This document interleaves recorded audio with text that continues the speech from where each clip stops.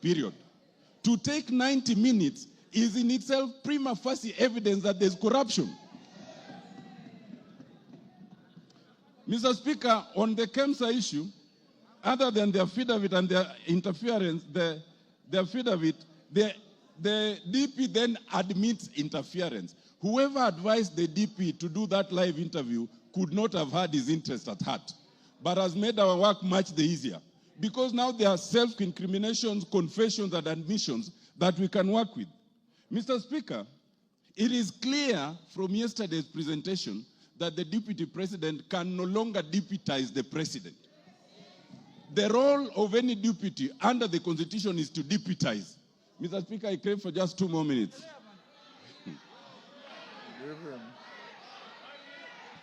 So that, Mr. Speaker, even the fact, Mr. Speaker, it is not a ground of the impeachment by Honorable Mwangi Mutuse. But it has become a clear ground from yesterday's interview that the DP is incapable of deputizing the president. And if we needed an independent ground, that is very clear. It is also clear that the DP can no longer be part of a cabinet. It is a basic rule in terms of labor law. If you cannot work with your boss, if you insubordinate your boss, if one person is to go, is the subordinate, not the boss. Mr. Speaker,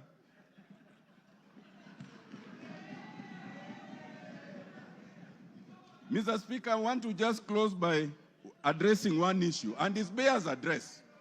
Some Kenyans, hello, Mr. Speaker, it is important to address this issue. Some Kenyans want us to divert attention from the impeachment that is before us. There's only one impeachment motion before us, and it's in respect of the deputy president. Now, some people have said, kufa makanga, kufa dereva. Now, let me explain to you. First of all, when you say kufa dereva, kufa makanga, you must remember that in that bus there are passengers. And those passengers can die if you are reckless. In this case, those passengers are Kenyans. We as parliament must navigate that issue so carefully that the passengers called Kenyans remain safe.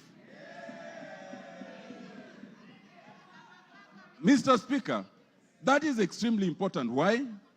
We are in a very unique position where we have a president and a deputy president, but we do not have an IBC.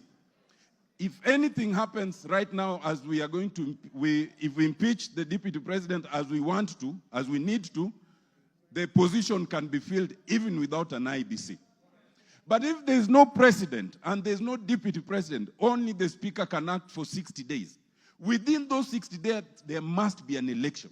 We cannot currently have an election because we have no IBC. To have IBC commissioners, you need a president to nominate the board that will select them. Once the board is nominated and they propose a name, then the name must be forwarded again to us, and it's only the president who can nominate them. In other words, if you say kufa dereva, kufa makanga, you want absolute turmoil for all the Kenyans to die in that accident. That would be a very reckless act. Mr. Speaker,